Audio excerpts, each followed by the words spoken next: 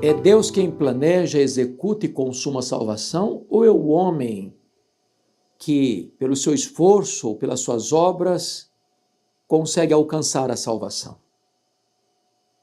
É uma questão de graça ou uma questão de mérito? Ou a salvação é uma parceria entre ele, Deus, e o homem, conforme ensinado pelo sinergismo? Você faz a sua parte, Deus faz outra parte, isso resulta em salvação. O que a Bíblia diz? É claro que nem todos têm a mesma perspectiva, nem todos têm a mesma visão ou entendimento do assunto. Mas hoje eu gostaria de trazer à sua mente esclarecida o que o próprio Senhor Jesus ensinou sobre o assunto. E vou ler 2 versículos apenas, de João 6, 36 e 37. Está escrito assim: Porém eu já vos disse que, embora me tenhais visto, não credes. Todo aquele que meu Pai me dá, esse virá a mim. E o que vem a mim, de modo nenhum o lançarei fora. Em 1618, 1619, na Holanda, houve o Sínodo de Dort. Ali duas vertentes, duas correntes, duas cosmovisões foram discutidas. Aquilo que se chamou de a visão de Armínio, aquilo que se chamou de a visão de Calvino. E ali se cunhou o que nós teologicamente chamamos dos chamados 5 pontos do calvinismo. E eu gostaria de olhar para esse texto e observar alguns pontos. Primeiro, aqui Jesus deixa claro o que nós chamamos de depravação total. Verso 36. Porém, eu já vos disse que, embora me tenhais visto, não credes. E por que as pessoas viram Jesus, conheceram Jesus, escutaram as palavras de Jesus, viram os milagres de Jesus, tiveram todas as evidências e, apesar de tudo, não creram? Nós chamamos isso de uma incapacidade plena, de uma impossibilidade absoluta do homem, por si só, crer. Quando nós afirmamos teologicamente que o homem está num estado de depravação total, precisamos entender isso melhor. Não é que todo ser humano é corrompido ao extremo, no sentido de que todo ser humano está chafurdado na lama moral, ou mergulhado nas densas trevas espirituais do que tange a fazer as coisas mais estranhas, extremadas, reprováveis. Não. O termo depravação total significa que todas as áreas da vida humana, seja a sua razão, seja a sua emoção, seja a sua vontade, estão afetados pelo pecado. Que o homem por si só, ele não pode chegar até Deus pelos seus esforços.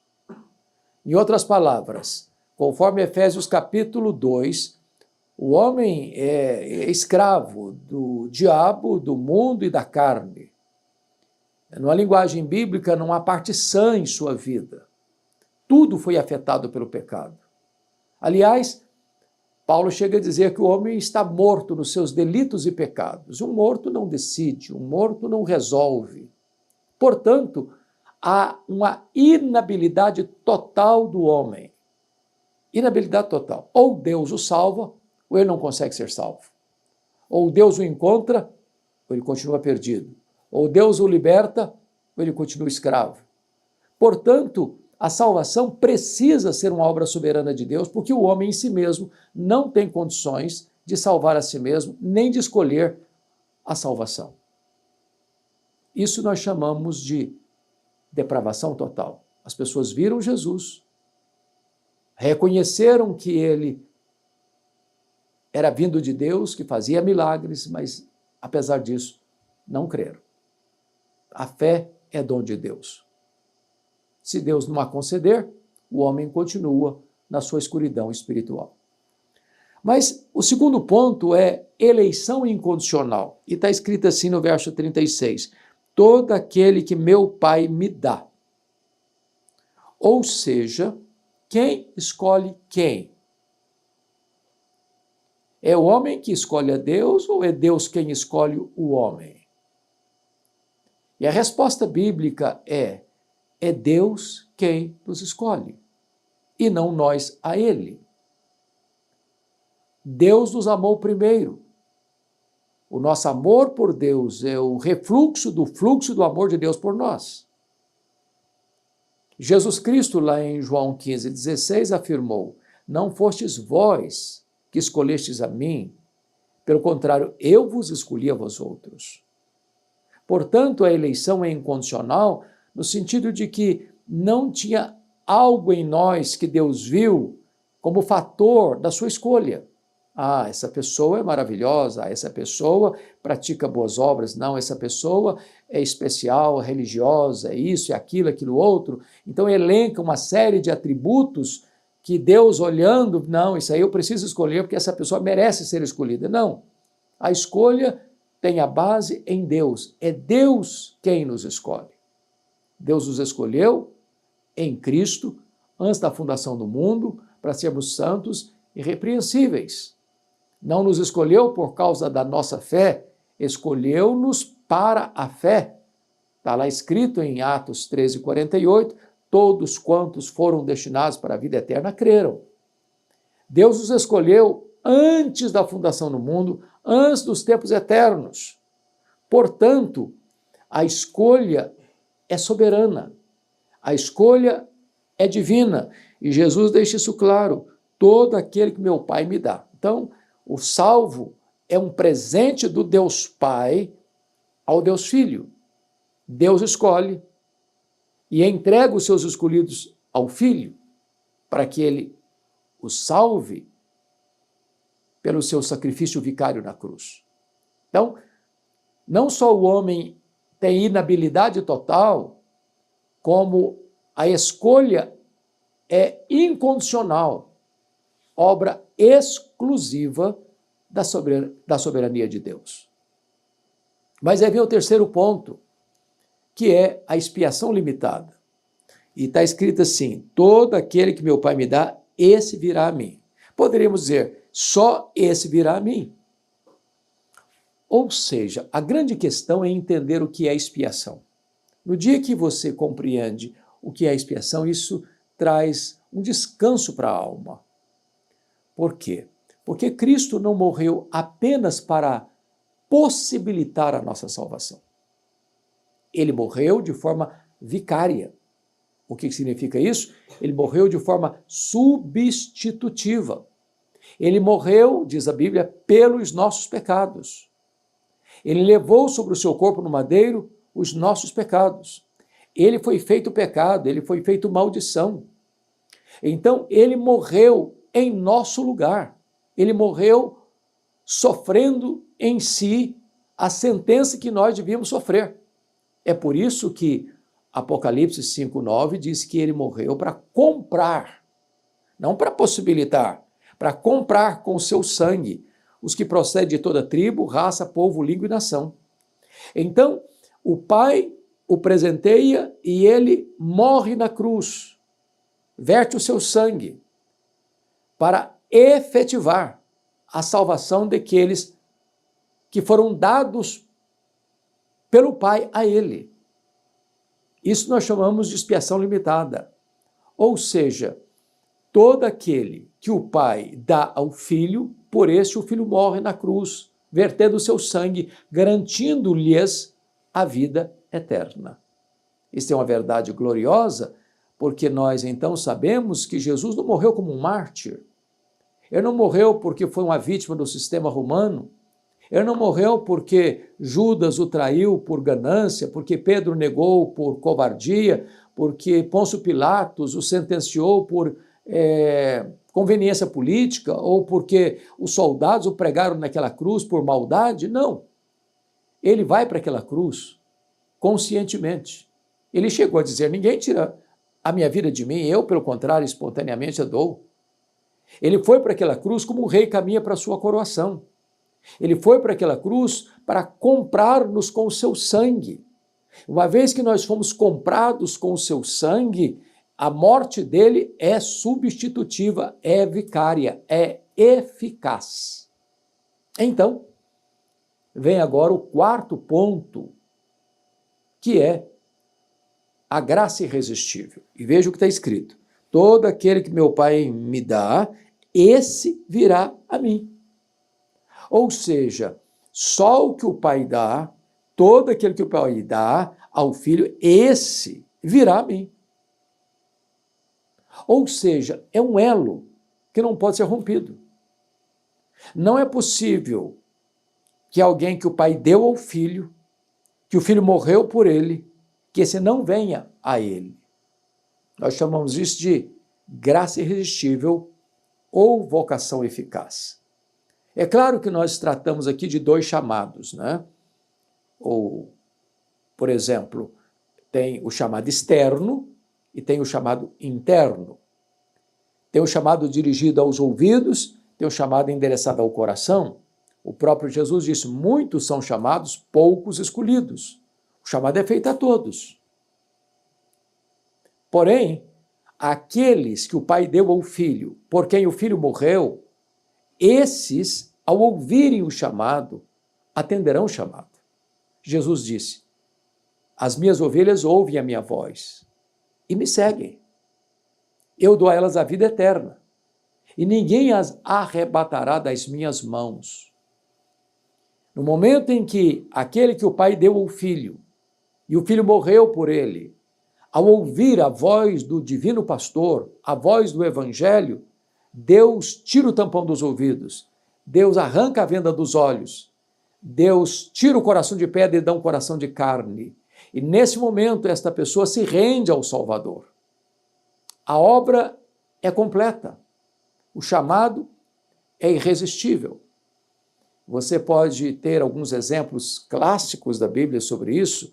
Talvez o mais eloquente seja o do Saulo de Tarso. Ele não estava indo para um culto, ele não estava ouvindo um sermão, ele não estava cantando um cântico espiritual. Ele saiu de Jerusalém com fúria, com ódio, com raiva. Ele vai para Damasco com o propósito de colocar em cadeias, em prisões, os discípulos de Jesus. Mas ele está caminhando, e o Senhor Jesus se revela a ele no caminho de Damasco, joga-o ao chão e grita desde as alturas: Saulo, Saulo, por que me persegues? Dura coisa te é recalcitrares contra os aguilhões. As resistências caíram, as escamas dos olhos caíram, o coração foi transformado. E Saulo pergunta: quem és tu, Senhor? Ele reconhece que este é maior do que ele e a quem ele se dirige como Senhor. Eu sou Jesus a quem tu persegues. Ali no caminho de Damasco, Saulo foi convertido. Ele ficou cego fisicamente, mas os seus olhos espirituais foram abertos. Ali ele teve um encontro com o Salvador. Ali a vocação foi eficaz, ali a chamada foi irresistível. E o Senhor continua chamando e chamando eficazmente. Permita-me ilustrar. Eu estava numa segunda-feira no meu gabinete pastoral lá em Vitória, na primeira igreja presbiteriana, quando um senhor bateu a porta e disse: eu posso falar com você? Eu disse: mas é claro. Ele me disse: eu estive ontem à noite aqui, domingo à noite, no culto. E eu respondi: mas o senhor é muito bem-vindo, volte outras vezes. Ele me disse: mas eu não vim participar do culto. Eu perguntei: mas o senhor veio fazer o quê então? Ele me disse: eu era um assaltante. Eu vim roubar um carro. Eu tinha uma dívida para saldar com o tráfico de drogas.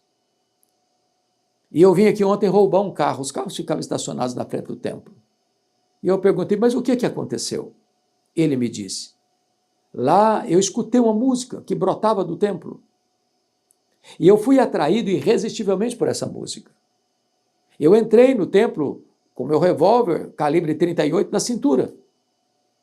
E quando eu entrei, eu ouvi a palavra de Deus e aquilo entrou como uma flecha no meu coração. Ali eu fui convencido do meu pecado. Ali os meus olhos espirituais foram abertos. Ali eu me rendi aos pés do Salvador. Eu saí daqui ontem, pastor, chorando em lágrimas. Quando eu cheguei na minha casa, minha esposa me perguntou: o que aconteceu com você? Alguém te machucou? Alguém te feriu? Eu respondi para ela: não, mulher. Aquele homem que você conhecia não existe mais. Jesus me encontrou. Jesus me salvou. Jesus transformou a minha vida. É o chamado irresistível. É a vocação eficaz. Aqueles que estavam mortos em seus delitos e pecados, a quem Deus escolheu na eternidade, que foram dados ao Filho, por quem o Filho verteu o seu sangue e morreu na cruz para comprar. Esses são chamados, e chamados eficazmente. Todo aquele que meu Pai me dá, esse virá a mim. E aí nós entramos então no quinto ponto, que é a perseverança dos santos. E olha como é que o texto termina no verso 37. Todo aquele que meu Pai me dá, esse virá a mim. E o que vem a mim, de modo algum o lançarei fora. Ou seja, aqueles que estavam mortos, que o Pai escolheu, foram dados ao Filho, por eles o Filho morreu. Esses vêm a Jesus, ao ouvir a voz do Evangelho.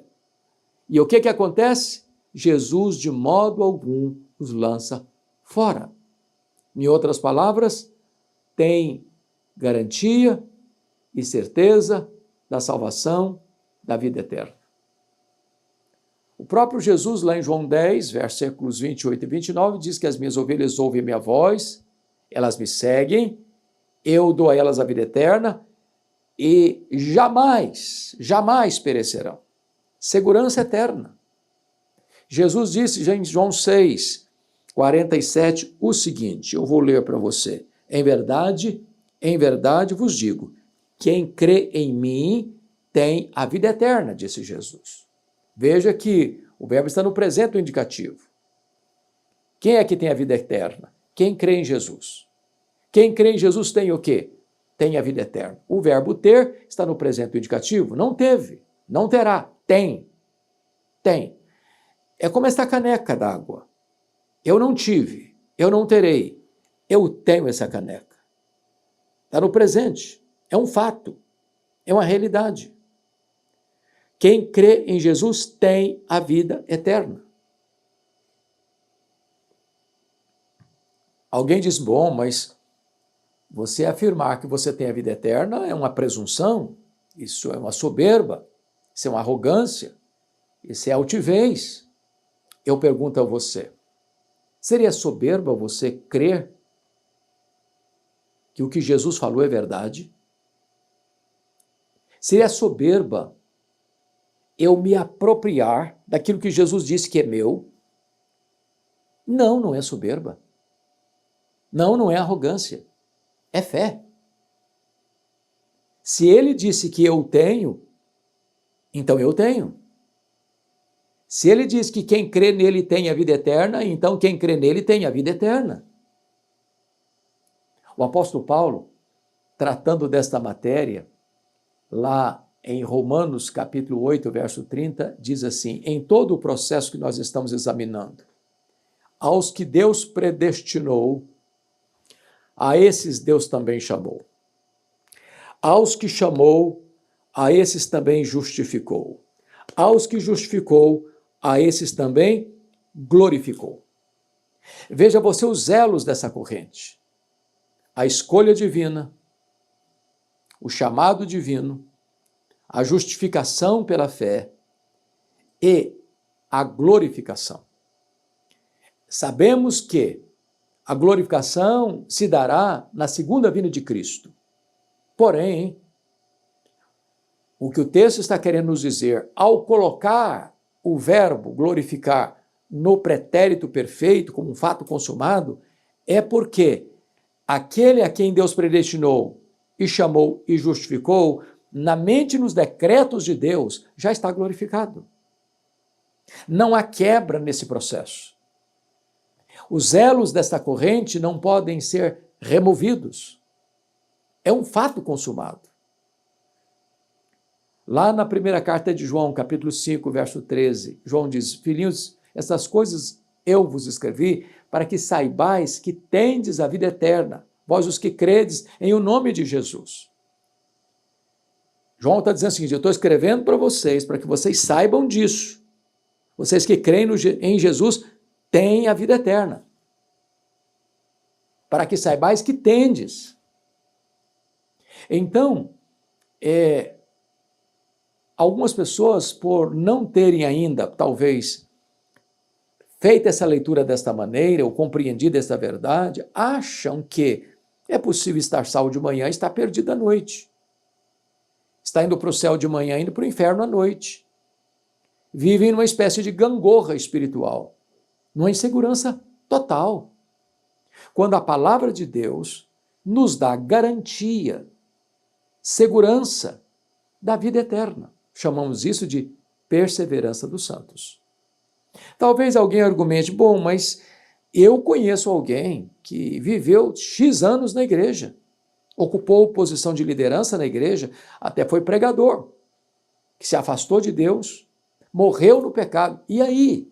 Onde fica esta segurança da salvação? A Bíblia responde, lá na primeira carta de João, capítulo 2, verso 19. Saíram dos nossos, porque não eram dos nossos. Se fossem, teriam permanecido. Quando isso acontece, eu não questiono a doutrina, eu questiono a experiência. Nós não formamos doutrina e experiência. A experiência decorre da doutrina. Então, é possível que alguém faça parte da igreja militante e não seja membro da igreja triunfante. É possível que alguém tenha o seu nome escrito no rol de membros da igreja aqui da terra, mas não tenha o seu nome escrito no livro da vida. No próprio grupo apostólico, Jesus tinha um dos apóstolos que não era salvo, que nunca foi salvo, e que era do diabo, que era ladrão, e que fecha as cortinas da sua vida cometendo suicídio, filho da perdição. Então não é o fato de que alguém seja membro da igreja, frequente a igreja, faça trabalhos na igreja, exerça posição de liderança na igreja, que isso é a garantia da salvação. Não, não. O que garante a salvação é a obra transformadora do Espírito Santo, é a fé em Jesus Cristo. Essa a garantia. Então, Paulo diz para Timóteo: Timóteo, toma posse da vida eterna. A vida eterna é sua, aproprie-se dela. Então, quero concluir dizendo o seguinte: nem sempre você escuta isso na pregação. Esta doutrina exalta a soberania de Deus. Esta doutrina estabelece que a salvação é uma obra de Deus, de alfa a ômega, de A a Z. É uma obra monergística de Deus. É Deus quem planeja, é Deus quem executa, é Deus quem consuma, para que a glória seja toda de Deus.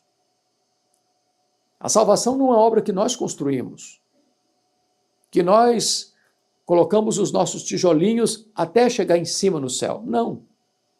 Salvação é uma obra exclusiva de Deus.